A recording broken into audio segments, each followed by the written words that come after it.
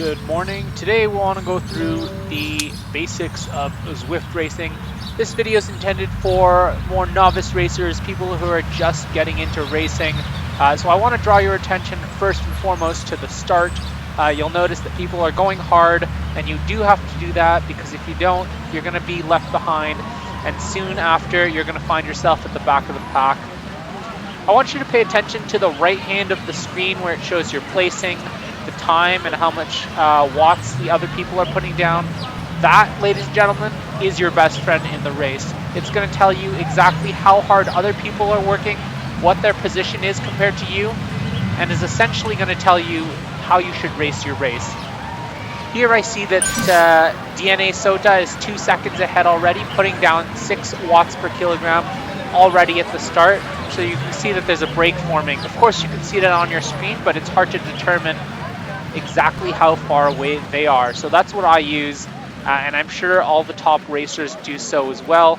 Especially at the start of the race, you want to make sure that these packs don't form and split up. So we're making sure that we're putting down a little bit of work so we can close this gap here, and we managed to do exactly that. That brings me to point number 2. Make sure that these gaps are closed down. In ZWIFT, if you're in the draft, you're safe.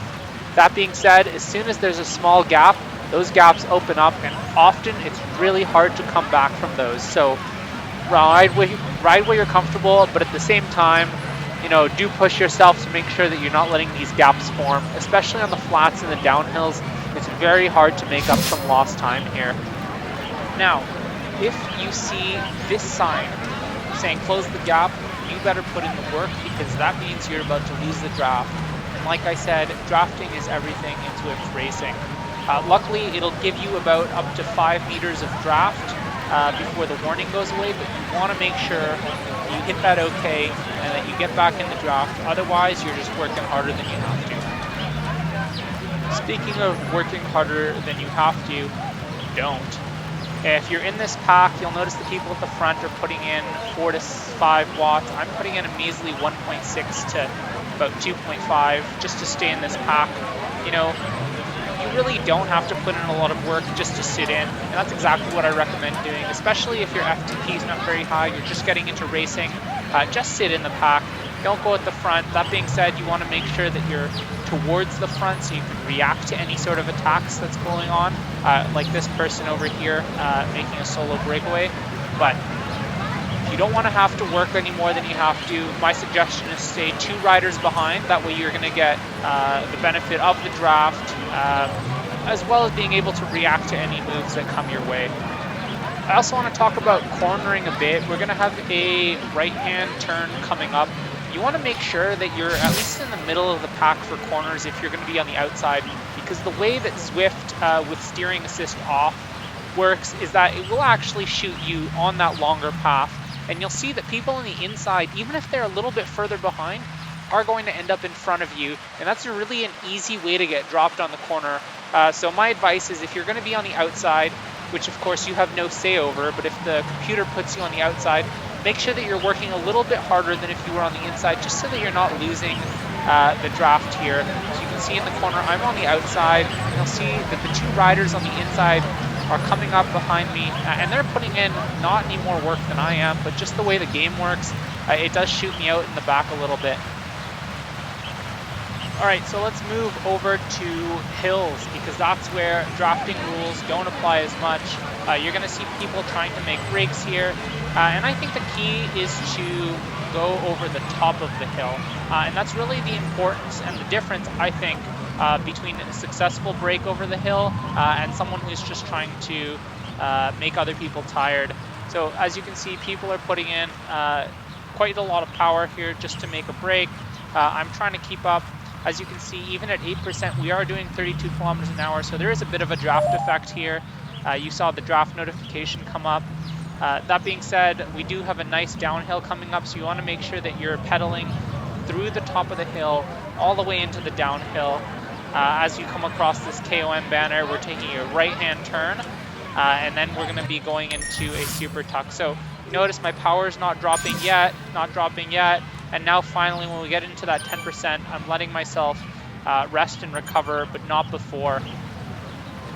So you'll notice that a lot of us here are in a super tuck. That means that your elbows are tucked and you're fully in the drops. The only way that that happens is if you're doing less than 10 watts and going at least 57 kilometers per hour on a downhill of at least minus 3%. So here you can see I'm going fast, but I'm no longer at that 0% and I'm pedaling, so I'm out of that super tuck. That's a really great way to get some rest in a race. You just want to make sure that you don't hold on to it for too long.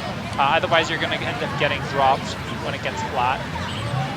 All right, so you remember how I said make sure you watch that right hand of the screen very carefully.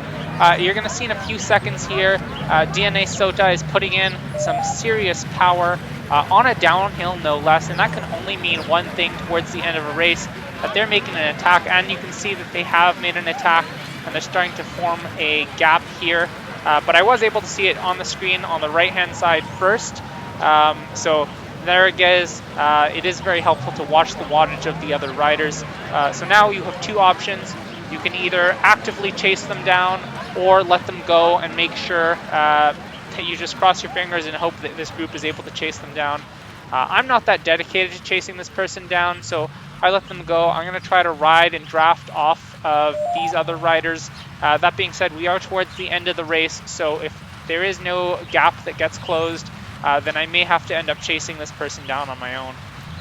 In terms of places to attack on a course, of course, a sprint segment is going to be classic, so is a hill. Downhill, not advised, but I think that's why his attack actually works, because all of us were putting in under 2 watts here, whereas this person was putting in some crazy sprint and was able to get away and hold on at the flats.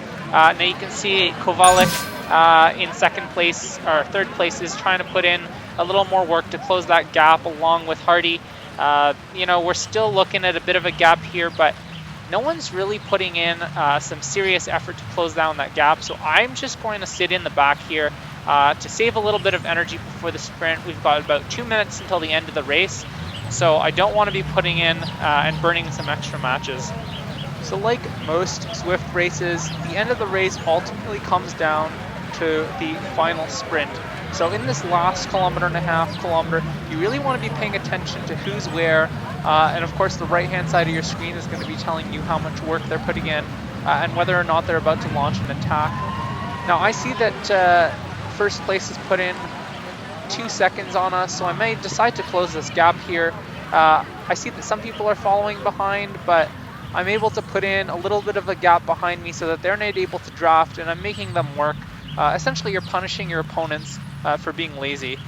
So here I close down this gap. I'm very careful not to overshoot, but also get in this draft. I could be putting in a little more power here, but with a kilometer to go, I should have attacked here. I didn't. But that's how you close a gap, is just sprint and make sure that you're going hard enough that you don't have anyone following behind you. Otherwise, you're sort of wasting that effort and you're letting people ride on your coattails. Right, so with under a kilometer to go, it's time to think about sprinting. Like most races, Zwift finishes are sprint contested, and here we are. If you're a longer sprinter, I would recommend going from 400 meters out. A shorter sprinter, I would say no less than 200 meters, just because it doesn't give you enough reaction time if you're going any shorter than that. And I want you to pay attention once again to the right hand of the screen and see exactly when people try to make their moves. Alright, so I'm going to pause the video right here, and you're going to see on the right hand of your screen that people are doing 8 and 11 watts, and it looks like they are standing up, but the pack is still very close together in this split screen. But once you see those orange numbers, you've got to start sprinting, because the moment that they start coming away, it's too late. Well, I hope you all enjoyed this video and you took away something from it. If you did, please don't forget to like and subscribe for all new Zwift race content coming out to you every single week. Right on.